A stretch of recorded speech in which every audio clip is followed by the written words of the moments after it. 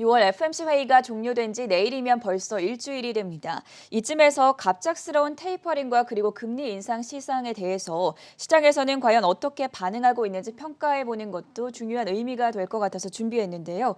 워낙 갑작스럽게 금리 인상 가능성을 시사한 만큼 7가지 수수께끼 현상이 발생하고 있다고 합니다. 도움 말씀 위해서 한국경제신문의 한상춘 논설위원 나오셨습니다. 안녕하십니까? 네, 안녕하십니까? 자, 오늘은 우리 소식부터 먼저 전해드려야겠는데요. 말이 많았던 MSCI 선진국 편입 올해도 불가능하지 않았습니까? 네, 우리가 한국 증시라든가 아시아 증시를 선정할 때 네. 미국 증시의 영향이 많이 받을 때가 있고 또 한국이라든가 일본의 내부적 요인에 의해서 주가가 영향을 받을 때가 있는데요. 네. 대체로 보면 미국 증시에 대해서 사실 한국과 중국 그다음에 일본 증시를 모조리 설명하는 이런 쪽이다 보면 어제는 한국이라든가 일본 증시의 이렇게 하락을 잊지 못한다는 걸 말씀드리겠습니다. 어제는 한국 주가가 떨어진 데에는 한국 내부적 요인이 컸다 이렇게 보여졌습니다. 일본은 잠시 후에 좀 말씀을 드릴게요. 사실 어제의 한국 내부의 요인에 있어서는 아무래도 그동안 기대감을 높였었던 MSCI 정례 평가가 있었죠. 네. 많은 분들이 MSCI 선진국 지수가 되면서 자금이 61조 들어오고 주가가 4,100 넘을 거다 이렇게 얘기하는 분들이 많습니다. 유튜브에서 굉장히 인기를 끌고 있는 이런 분들이 이제 한동안 주식이 올라갈 때 그런 얘기를 많이 했었죠. 그러나 이 방송을 통해서는 사실 MSCI 한번 2015년에 사실 선진국의 예비 명단에서 탈락돼서 신흥국으로 편입되어 있기 때문에 낙인 효과가 있다. 사람이 과거에 안 좋은 기억이 있으면 그걸 극복하기가 굉장히 힘든 게 스티그마 이펙트입니다. 그런 과정에서 MSCI 선진국 지수 편입은 상당히 어렵다 하는 말씀을 드렸습니다. 사실 어제 정례 평가가 나왔습니다는 이렇게 여전히 MSCI에서 이렇게 보는 한국의 관점은 오히려 더 악화된 것 같습니다. 이렇게 내부적으로 보면 일단 그때도 지적했습니다는 상시적인 한전이 굉장히 중요한 측면에서 여기에 선물안의 24시기 개설 문제가 굉장히 중요하거든요. 그런 측면에서 한국 증시에 투자할 때는 원화의 태연성이 굉장히 중요한데요. 이게 개설되지 않음에 따라서 원화의 태연성 문제 이런 문제가 있기 때문에 사실 외국인 투자 입장에서는 자유롭지 못하다 하는 이런 쪽의 지적이 나왔고요. 그 다음에 이거는 한국 정부의 책임이라고 생각합니다. 영문 자료가 부족하다. 이게 지금 글로벌 시대에서 영어를 잘하는 사람들이 이렇게 많은데 한국 정부 입장에서 영문 자료가 지집하다 공식적으로 이렇게 얘기한 것은 좀 이렇게 한국 국민의 입장에서는 좀 창피스럽다 이렇게 볼 수도 있습니다. 그리고 또 한 가지는 공매도 제한 문제. 이게 소위 자유롭다 정부 관료 입장에서는 자유롭다 한다 하더라도 이게 외국인 입장에서는 외국인한테 차별 주는 게 아니냐 하는 미필적 고의에 해당된다 이렇게 볼 수 있습니다. 이게 지적한 것도 크다 이렇게 볼 수도 있고요. 아무래도 이런 측면에서는 문재인 정부가 그동안 갈라파고스 함정에 빠졌다. 글로벌적인 감각이 좀 부족하다 하는 이 측면에서 지적된 사항이기 때문에 사실상 뼈아팠다 이렇게 보여졌습니다. 네. 지금 상황에서 선진국의 선진국 편입 문제는 선진국 지수 편입하려면 일단은 예비 명단부터 들어가야 됩니다. MSCI가 편제해서 보면 각 선진국, 신흥국, 프론티어 지수에서 이렇게 보면 바로 이렇게 올라가는 게 아니라 워치리스크, 즉 예비 명단에 들어간다.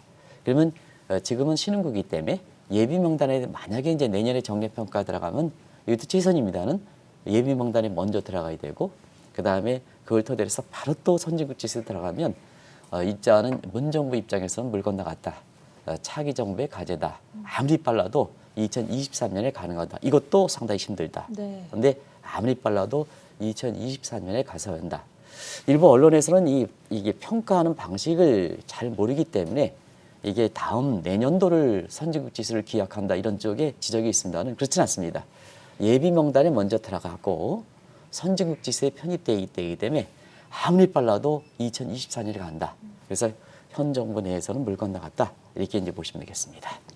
사실 테슬라 주가를 보면 테슬라 주가는 떨어진 지 오래됐지만 어제 국내 증시에서 삼성전자가 8만 원이 깨졌고 또 오늘 비트코인의 가격을 보면 폭락 양상을 보이고 있습니다. 10만 전자, 천슬라, 1억 비트, 1억 코인 이런 주장들이 모두 무색하게 되지 않았습니까? 네, 이런 분들이 이제 좀 국내 주가 투자자를 좀 현혹시켰다 이렇게 보이겠습니다. 네. 네, 그래서 상반기 투자에서 보면 유튜브라든가 각종 그 머니쇼라든가 이런 쪽에서 이렇게 보면 10만 전자, 천슬라, 그 다음에 1억 비트 이런 네. 얘기죠. 공교롭게도 테슬라 이런 것을 믿고 투자했다면 지금 30% 이상 손해를 난 지는 오래됐고요. 어제 같은 경우에는 삼성전자가 마침내 8만 원 선을 깨졌습니다. 그래서 10만 전자에 주장했던 시각이 상당히 물색하게 됐던 얘기다 이렇게 보실 때 있고요. 비트코인도 굉장히 많이 떨어지고 있죠. 어제 같은 경우에는 우리도 이제 비트코인의 제로코인 문제에 대해서 3월 달에 방송했던 내용을 다시 한번 이렇게 했습니다는 어제 중국이 방송에서 말씀드렸습니다는 스촨성의 그 채굴을 금지하는 조짐을 어제 함에 따라서 어제 3만 5천에서 다시 3만 2천으로 떨어지는 직접적인 배경이 됐죠.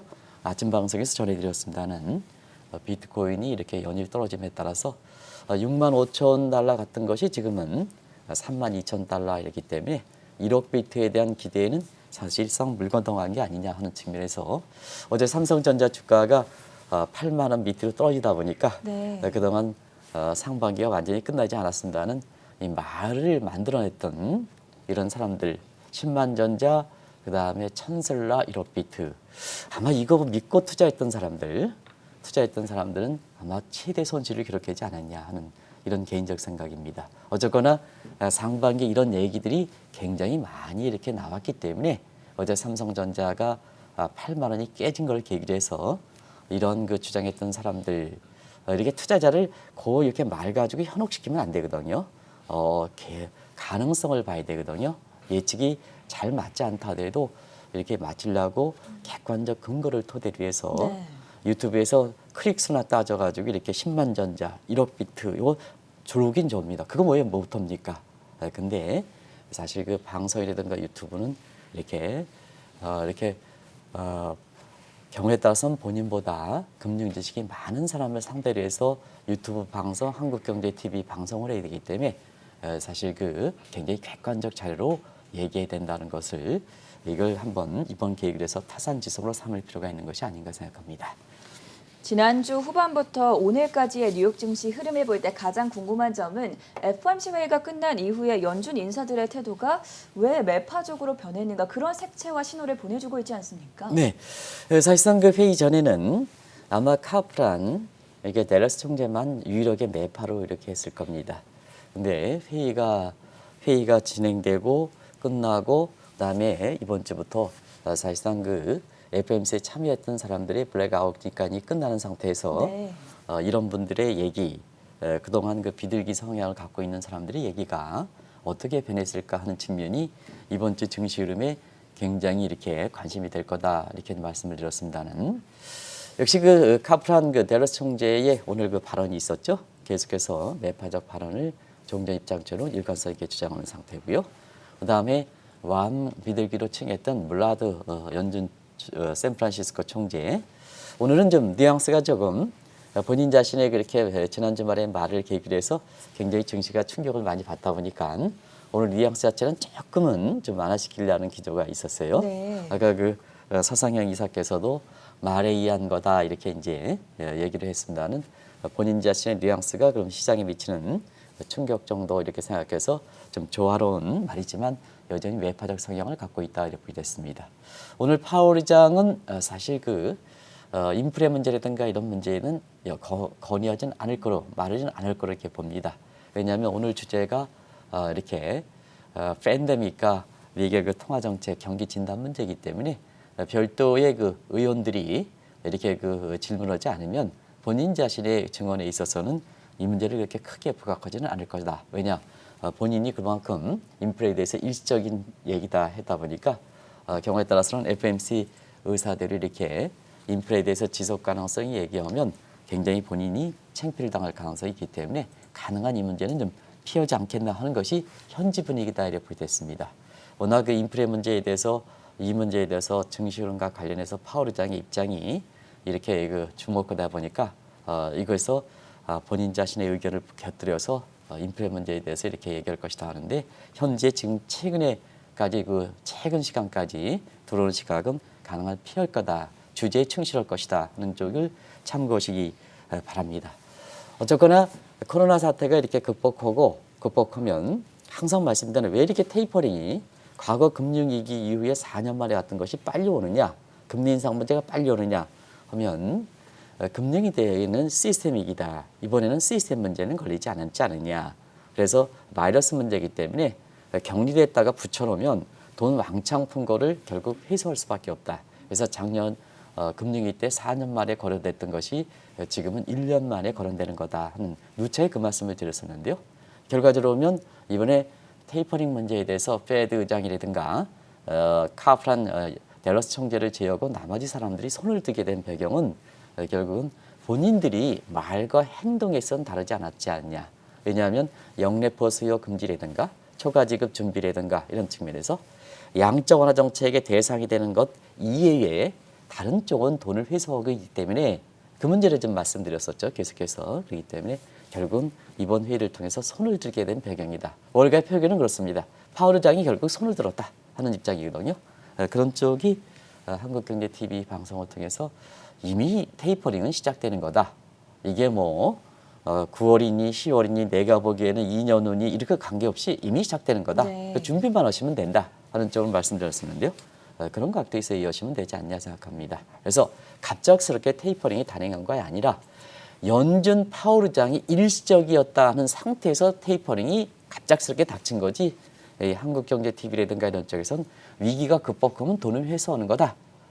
테이퍼링은 언젠지 모르지만 다가오는 거다. 이런 각도에서 이렇게 보셨으면 이번이 그렇게 갑작스럽게 테이퍼링이 다가오고 조기 금리가 되는 것이 아니다 하는 것을 다시 한번 말씀드리겠습니다. 6월 FOMC 회의에서 조기 테이퍼링과 그리고 금리 인상 가능성을 시사했음에도 불구하고 현재 10년물 등 장기 국채 금리는 하락하고 있는데 왜 이런 현상이 나타나는 것입니까? 네, 한 나라 금리 체계상 정책 금리에 해당되는 기준 금리를 올리면 대체로 시장 금리를 올려야 되지 않습니까? 그렇죠. 그런데 사실 10년물 금리는 많이 떨어져서 수습꺾기 현상이 발생하고 있다. 이렇게 보시면 되겠습니다. 일단은 미국의 10년물 국채 금리를 한번 페드 6월 회의 전후에서 한번 말씀드릴게요. 6월 회의에도 10년물 금리가 올라갈 줄 알았는데 떨어졌다. 그래서 기준금리 인상의 가능성이 있으니까 경기 둔화 가능성이 예고했기 때문에 10년물 금리 같은 경우에는 가격이 올라가고 금리가 떨어지는 소위 경기 둔화 가능성에 베팅했다 이런 시각을 이렇게 얘기하고 있습니다는 다른 측면이 있습니다. 그러면 이제 일단 시장상으로 보면 왜 수습꺾기냐?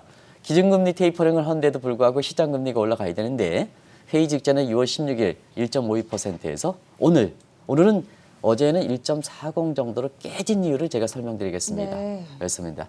1.48로 해서 1.48로 조금 회복되긴 했는데 여전히 회의 전에 모습에서 회복되지 못한 상황이다 이렇게 보였습니다. 그러다 보니까 어제 같은 경우에는 월가에서 보면 사실 어제 1.40 정도 깨진 이유가 왜 그랬냐면 2004년에 앨런 그린스펀의 그린스펀 수습꺾기가 재현되는 게 아니냐 하는 쪽이 어제 사실 미국의 월가에서 이렇게 보면 거기에 배팅하는 시각이 있으면서 사실 이것이 1.40을 일시적으로 깨졌다 이렇게 보였습니다.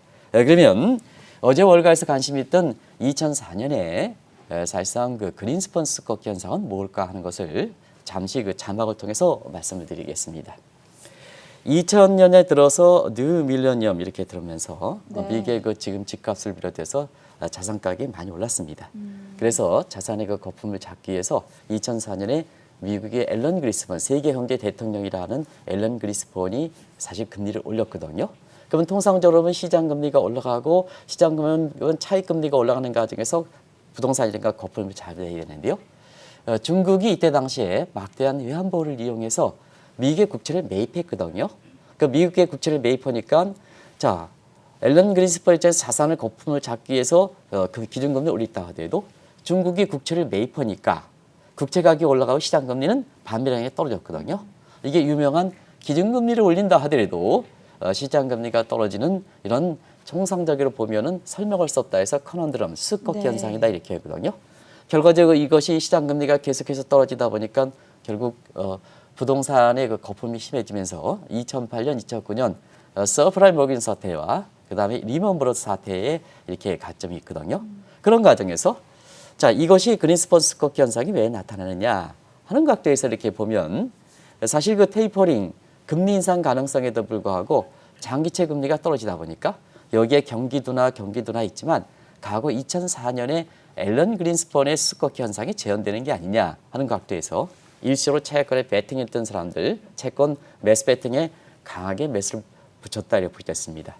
그런 과정에서 채권의 매수가 증가하다 보니까 채권 가격이 올라가고 채권 금리가 떨어지는, 그래서 1.40을 붕괴하는 이런 모습이다. 그러면 교란 요인은 뭘까? 당시 2004년에서는 중개 국채 매입인데요. 이번에 교란 요인은 아까 어떤 분이 미국의 국채 금리가 떨어져서 일본의 니케이 지수가 어제 1000포인트, 4포인트 이상 넘어졌다. 그건 잘못된 분석이다 이렇게 보겠습니다.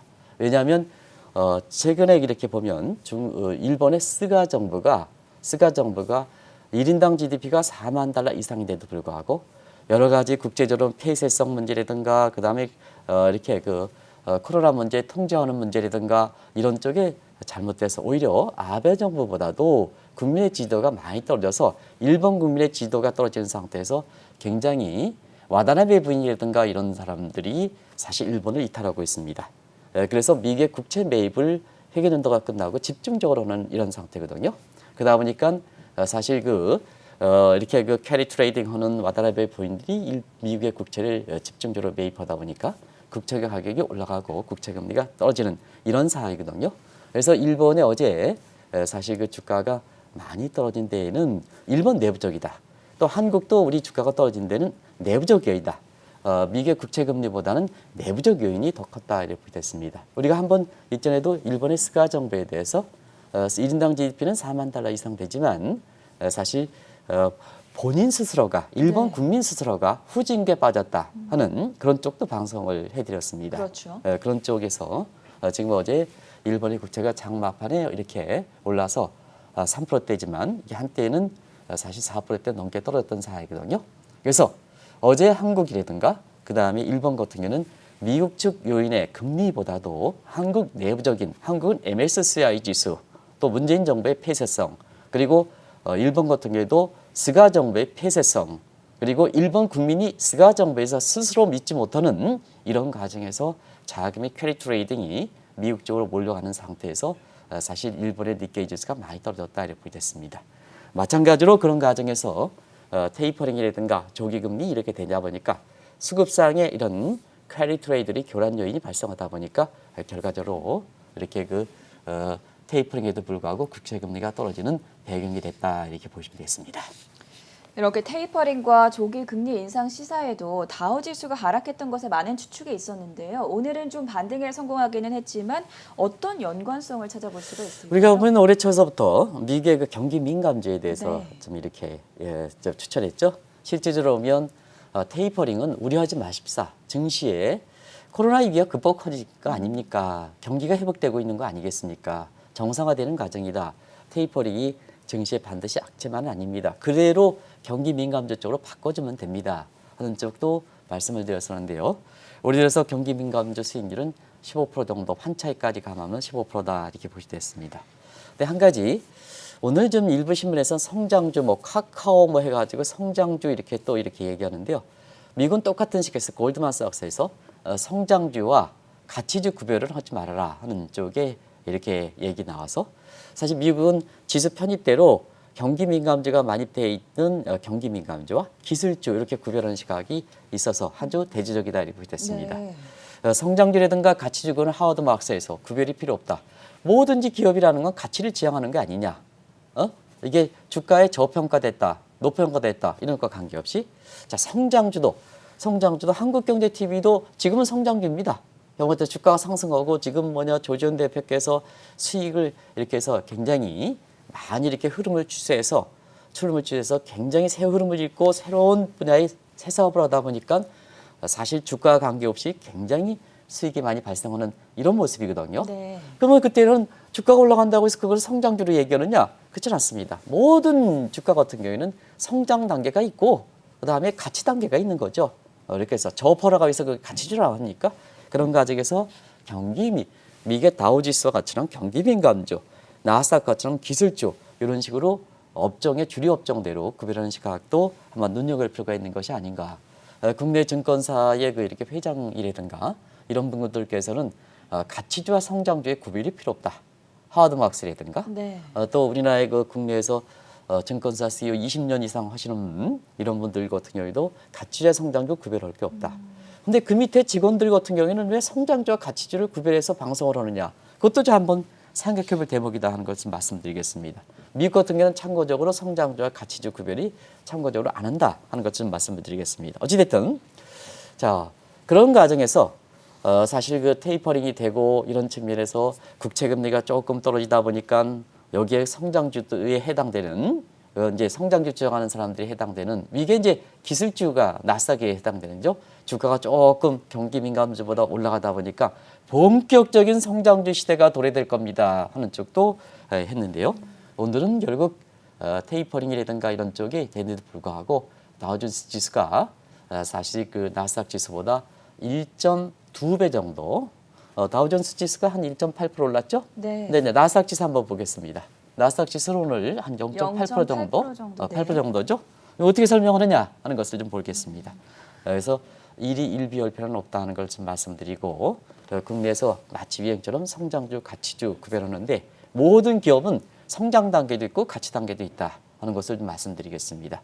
또 기업은 가치를 키우는 게 모든 게 밸류, 가치를 키우는 게 목적이지 않느냐 하는 것들에서 성장주 구별은 증권사의 그 이렇게 회장님처럼 그렇게 구별을 필요 없다는 것을 말씀을 드리겠습니다. 어쨌든 지금은 경기 민감주가 테이퍼링이 되는 상태에서 오늘 그 다우존스 지수가 많이 그 나스닥 지수보다 좀 많이 오르고 있는데요. 한 가지 말씀드리면 하반기 들어서는 경기 민감주가 여전히 괜찮다 하더라도 수익률이 좀 많이 둔화된다는 걸 꼭 좀 말씀드리겠습니다. 왜냐하면 올해 초에는 경기 민감 베이스 이펙트고 베이스 이펙트 부분이 있고 두 번째는 뭐든지 흐름은 사실 초입에 잘 잡아가지고 미리 선제 투자해야 됩니다. 경기 민감주가 벌써 상반기만 하더라도 환차익 감안해서 15% 올랐지 않습니까? 근데 하반기에는 테이퍼링이 돼서 경기 민감주가 여전히 된다 하더라도 주가가 많이 올랐습니다. 그러면 베이스 백 때문에 그렇게 많이 오르진 않는다 이렇게 보여졌습니다. 여전히 하지만 투자자 입장에서는 경기 민감주의 수익률은 좀 둔화된다 하는 걸 좀 염두에 두시고 두 번째는 성장률과 기업들 실적적인 측면에서는 올해 2분기가 정점이 될 거다. 하반기는 성장률 좀 둔화되고 네. 기업들 실적도 어닝 서프라이즈 폭이 많이 둔화될 거다 하는 측면에서 경기 민감주의 수익률이 둔화될 것이다 이렇게 보시면 되겠습니다. 그리고 자 그러면 코로나 이후에 작년 직후에 주가가 떨어질 거다 대비해서 주가가 많이 올라갈 때 미국의 대형 기술주 저금리 그다음에 굉장히 저물가 혜택을 받은 그리고 작년 여름 휴가철에는 한국 주식이 괜찮을 것이다 해서 한국 주가 많이 올랐죠. 네. 네, 올해 들어서 미국의 경기 민감주가 괜찮다. 그럼 하반기에는 경기 민감주 그다음에 기술주 관계없이 배당을 많이 주는 주, 그리고 리츠 상품들 상업용 부동산 가격이 좀 많이 이렇게 저가에서 체리픽이 되니까 리츠 상품들 이런 쪽으로 좀 재편할 것을 이 기회를 통해서 미국의 정책 변화도 되니까 기회를 통해서 말씀드리도록 하겠습니다. 경기 민감주와 관련해서 자세하게 살펴봤습니다. 그리고 나스닥으로 넘어가 보도록 하죠. 오늘 0.8% 상승해 주기는 했지만 상대적으로는 상승폭이 크지는 않았고요. 10년물 국채금리 하락에도 불구하고 나스닥 지수 왜 부진한 모습을 보이는 것입니까? 원래 그 나스닥 지수 같은 경우는 올해 국채 금리가 이렇게 떨어지면 나스닥 네. 지수가 많이 올라야죠. 그래야죠. 그런 측면인데 지금 상승률이 이렇게 높지는 않고 있습니다. 그런 측면에서 하반기에 대형 기술주들이 대부분 다 미국의 지금 기업 권력을 장악하고 있는데요. 네. 지금 바이든 정부 입장에서는 국가 권력 위협이다 보니까 결과적으로 기업 권력을 견제하는 반독점 규제라든가 세제라든가 이런 것이 집중되는 상태. 그리고 기준적인 측면에서는 아시겠습니다는 ESG다 그러죠. 소위 그 environment 그다음에 social value, governance 특히 가버넌스 쪽에 이런 쪽에 규제를 굉장히 강화하고 있습니다. 이런 규제를 강화한다고 이렇게 본다면 아무래도 나스닥 지수에 편입되는 대형 기술줄 우리가 많은 사람들에게는 성장주에 부담이 된다 이렇게 보여졌습니다. 그런 과정에서 하반기에 주목될 요 새로운 용어를 좀 말씀드리겠습니다. 네. 지금 각국의 이렇게 정부라든가 통수권자 입장에서 가장 견제하는 것이 Firm Oriented Society, FS라고 그러죠. Firm Oriented Society. 새로운 용어실 겁니다. 아마 한국경제TV에서는 그 어느 방송보다 새로운 용어를 전해드리니까 그게 뭐 한 달 후에는 보편적인 용어로 되지 않습니까? 요게 하반기에 많은 사람이 떠드는 성장주 관련해서 한번 이렇게 요걸 보겠습니다. 이게 FS가 새롭게 되는데요. 지금 국가 권력이 기업 권력이 국가 권력을 추월하는 시대이기 때문에 자, 국가 권력의 상징적이려는 각국 정부와 최고 통수권자는 견제가 들어가는 겁니다. 왜 그러면 기업 권력이 국가 권력을 이렇게 추월할까 하는 측면에서는 과거에는 네이션 투 네이션이죠. 국가 대 국가의 계입니다. 공권력, 최고 통수권자가 왕이죠. 근데 지금은 스테이트 투 스테이트입니다. 국경이 없죠. 세계가 레벨 플레이잉 필드 하나의 운동장처럼 됐지 않습니까? 정치 군사적 측면에서는 한국과 미국이 구분되지만 지금 온라인상에서는 아마존을 통해서 미국에 아무리 이렇게 해서 판매되어 올리면 3일 만에 도착하는 시대입니다. 이게 세계가 레벨 플레이잉 필드가 된 거죠. 그런 상태에서 전 세계에 이런 공급망이라든가 지고 있는 사람들 아마존이 굉장히 지금 각광을 받는 이런 시대이기 때문에 오히려 이것을 견제하지 않으면 각국 정부라든가 최고 통수권자가 오히려 기업의 아마존의 메이저보다도 바이든 대통령이 후에 있는 이런 꼴이 되는 거죠. 그러다 보니까 결과적으로 이러한 대형 기술주, 소위 성장주로 구별하는 사람들의 견제에 들어가는 거다 이렇게 됐습니다. 네. 그런 과정에서 G7의 재무장관 최저 세율 15%. 이제는 미국이 규제한다고 해서 쫙 해서 이렇게 법인 세율이 낮은 저쪽에 독일로 가는 이런 사태는 발생하지 않는 거죠. 이게 획기적 기회다. 그리고 대형 기술업종에 대해서 반독점 규제라든가 이걸 강화해서 기업 쪽에 해라. 당신들이 그 권력을 독과점을 하면 세계 지배하면 국가 권력이 기업 권력이 국가 권력이 더 높지 않느냐. 쪼개기 해라. 쪼개기 해라. 액면 분할해라. 이런 쪽에 유도가 되는 거죠. 아마 하반기에는 대형 기술주 관련해서 굉장히 큰 이슈가 될 겁니다. 네. 그러다 보니까 월가에서는 또다시 새로운 용어가 나오는 거죠. 테크래시라고 해서 테크놀로지, 대형 기술들이 반박하는 겁니다.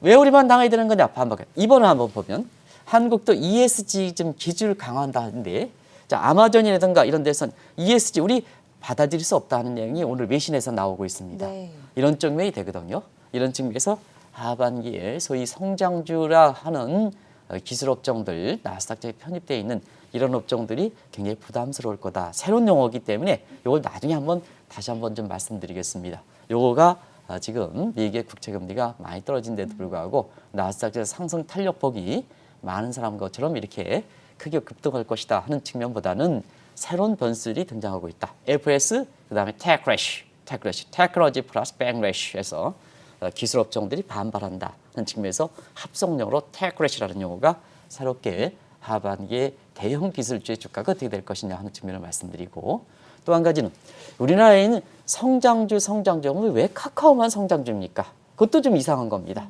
카카오만 올랐다 하면 성장주가 간다. 이것도 잘못된 거다. 성장주를 주장하시는 분, 그 구별이 필요 없습니다. 이것도 그렇습니다.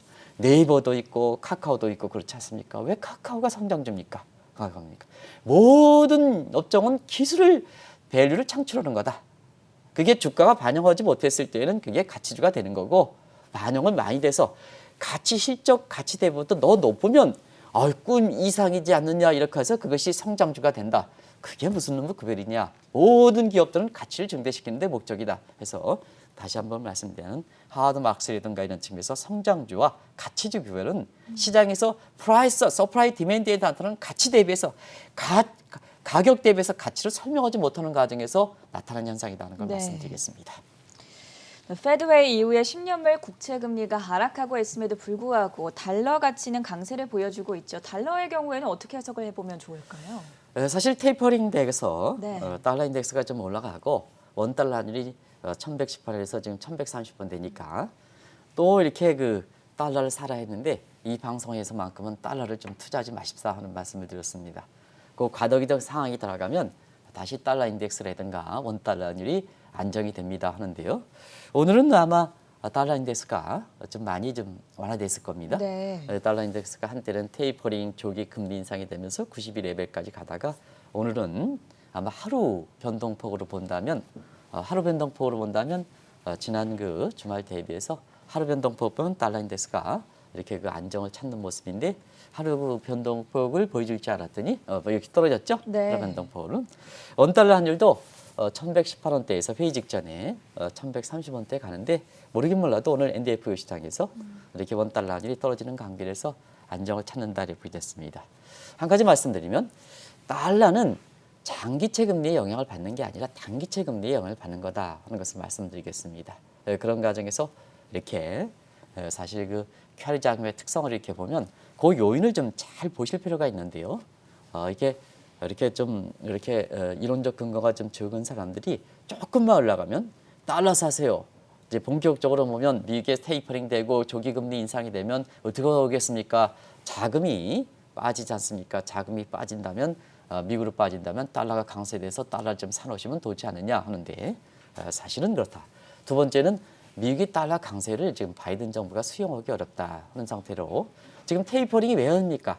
테이퍼링이 인플레되고 돈이 많이 풀려서 자산분의 거품이 되는데 자 달러가 강세돼서 외국 자본이 들어온다 하면 사실 테이퍼링이라든가 조기 금리 인상하는 정책을 무력화시키는 거 아니겠습니까? 네. 자 외국 자본이 들어오면 어떻게 하겠습니까? 외국 자본이 들어오면 지금 뭐냐 인플레 잡겠다, 자산 부분에 거품 잡겠다, 이렇게 집값 잡겠다 하고 지금 테이퍼링을 추진하려고 이렇게 얘기하고 있는데 자 달러 강세 된다 그러면 외국 자본이 들어온다 그러다 보니까 바이든 정부 입장에서는 사실 페드의 그 테이퍼링과 조기 금리 인상을 무력화시키는 거죠. 이걸 수용하겠느냐 하는 입장입니다. 수용하겠느냐 그런 측면에서 이렇게 달러가 이전 것처럼 강하게 되기는 어렵다. 이미 탈중앙화 디지털 달러, 디지털 통화를 가는 시대에서는 달러 투자 가지고 돈 벌기는 어렵다 하는 것을 꼭 좀 말씀드리겠습니다.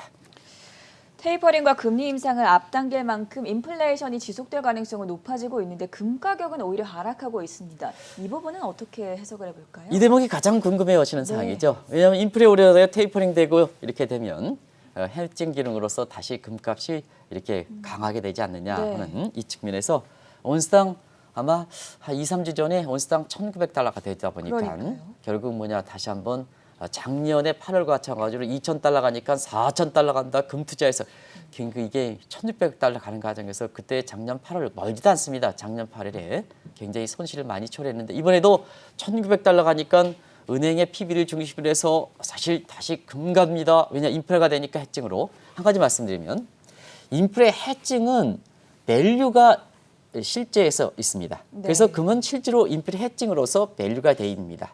근데 지금 돈이 많이 풀린 관계로 시장의 서프라이 디맨드는 밸류를 반영하지 못하지 않습니까? 시장에서 보면 금 가격이거든요. 금 가격이 밸류가 투자 수익을 결정하는 게 아니라 프라이스가 실제 수익률을 결정하는 겁니다. 금 네. 가격. 근데 이게 돈이 많이 풀리다 보니까 자 아시겠습니다는 금은 갈수록 독과점 시장이 되죠. 독과점 시장이니까 밸류 실제 밸류는 있다 하더라도 시장에서 서프라이, 디맨드와 서프라이가 형성하는 금 가격의 변동폭은 크죠. 변동표죠. 금 가격의 변동폭은 크죠. 이거 좀 잘 이해하실 필요가 있습니다. 밸류가 그대로 시장에 반영하면 프라이스도 안정되죠. 그럼 프라이스 가지고 뭐냐 수익률은 프라이스 가지고 결정하는데 네. 그때는 과거에는 인플레 해칭 기로가 됐다는 얘기입니다. 근데 금융위기에는 돈이 많이 풀고 그다음에 토론 안에 돈 더 풀었죠. 밸류는 있는데 시장의 서프라이 디맨드는 돈이 많이 풀린 관계라서 사실상 밸류를 반영하지 못한 성장주, 기술주도 가치주도 그렇고 그런 문제입니다. 근데 투자 수익은 밸류에서 결정하는 게 아니라 지금 당장 형성하는 프라이스에서 결정한다는 얘기입니다. 네. 근데 프라이스는 금의 변동폭이 프라이스가 굉장히 크죠. 그러다 보니까 프라이스가 뭐냐 밸류상은 안정자산인데 프라이스 상에서는 변동폭이 크니까 안정자산이 안 되는 거죠. 그래서 인플레 해칭으로 돈이 많이 풀린 상태에서는 인플레 해칭으로 금이 선호되지 않는 거다. 그래서 사실상 인플레 우려가 되고 조기 테이퍼링 때 금값이 떨어지는 배경이고 이 과정에서 사실상 그 달러와라든가 그다음에 금 가격의 트레이드 관계가 더 부각되는 상태에서 달러 인덱스가 올라가 보니까 금 가격이 떨어지고 오늘 달러 인덱스가 좀 하락하니까 금 가격은 사실 상대적으로 좀 안정을 보이고 이런 단계가 보이는 거다 하는 걸 말씀드리겠습니다. 최근에 디지털 금이라고 해서 새로운 인플레 해지 수단으로 각광을 받았던 비트코인, 가상화폐 가격 계속 추락하고 있는 모습입니다. 출렁이는 이 가격에 대해서도 분석을 해보도록 하죠. 네, 어제는 그 타이탄에 대해서 스테이블 제로 코인이 나왔다 네. 이렇게 이제 말씀을 드려서 3월 22일 날 비트코인 가격이 6만 달러 돌파할 때 이 방송에서 굉장히 좀 욕을 얻어먹었습니다는 공교롭게도 어제 지난주말에 타이탄이 제로 코인 되는 상태에서 다시 한번 좀 말씀을 드렸습니다. 그리고 어제 한국의 그 경제학회에서 우리나라의 그 유수의 경제학자분들도 결국 비트코인이 밸류가 제로이기 때문에 제로 코인 되지 않겠느냐 하는 얘기 지배 시각이 됐습니다. 그리고 어제 사실 시진핑 정부의 가상화폐에 대한 금지 보유도 규제시킨다. 그래서 채굴 과정에서 정비가 많이 들어가는 습찬성이라든가 이런 내용도 말씀드렸습니다. 근데 공교롭게도 어제 습찬성에 대해서 채굴 금지라든가 이런 게 나오면서 비트코인이 이렇게 많이 떨어지는 이건 타이탄 타이탄이죠. 가격이죠. 아이언 네. 코인 회복되지 못하고 있습니다. 네. 계속해서 제로 코인 상태에서 계속 되고 있는 이런 상태인데요. 오늘은 가장 염두에 두실 것이 결국 도지코인이 많이 떨어진 겁니다. 도지코인 가격이 좀 많이 떨어졌을 겁니다. 도지코인도 많이 떨어져서 그런 전반적으로 좀 안 좋은 상황인데요. 우리가 보면 가장 주목하실 사항이 비트코인이 데드 크로스가 발생했다는데요. 이 대목은 페드 미국의 월가에서도 굉장히 주목되는 사실이다 이렇게 됐습니다. 그래서 데드 크로스가 발생했을 때 200일 이동평 변수를 100일 이동씩 이렇게 밑으로 떨어졌을 때 보통 이런데요. 지수적 지표 상태로도 굉장히 안 좋은 상황, 삼중고를 당한 것 같습니다. 삼중고. 스테이블 코인 제로 문제가 발생했고 두 번째는 중국이 강하게 규제하고 미국도 규제하고 그다음에 기술적 지표에서 데드 크로스가 발생했으니까 향후에 비트코인과 관련해서 굉장히 가격, 가상화폐 관련해서 주목하실 필요가 있는데요. 한 가지 말씀드리면 10만 전자, 다시 한번 천슬라, 그리고 1억 비트 이렇게 해서 투자자 현혹하는 사람들 이런 사람들은 굉장히 이번을 계기로 해서 한 번 정도는 이럴 때일수록 어려울 때일수록 투자자 현혹해서 클릭수나 클릭수 왜 모르게 하면 될까 방송 짧게 하고 아주 임팩트 있는 단어 주고 그러면 유튜브 클릭수는 확 올라갑니다. 모르겠습니까? 근데 이렇게 사실 보다 이렇게 불확실성일수록 보다 정확한 이론, 보다 아주 심도 있는 그 다음에 보다 월가에 다가가는 이런 방송을 한국경제TV에서 해드린 이유는 바로 이러한 환경에서 투자자들의 재산 손실을 방지하기 위해서 그렇다는 걸 꼭 좀 말씀드리겠습니다. 네, 지난주 6월 FOMC 회의가 끝난 이후 발생하고 있는 7가지 수수께끼 현상에 대해서 오늘 하나하나 풀어보는 시간 가져봤고요. 지금까지 한국경제신문의 한상춘 논설위원과 함께했습니다. 고맙습니다. 네, 고맙습니다.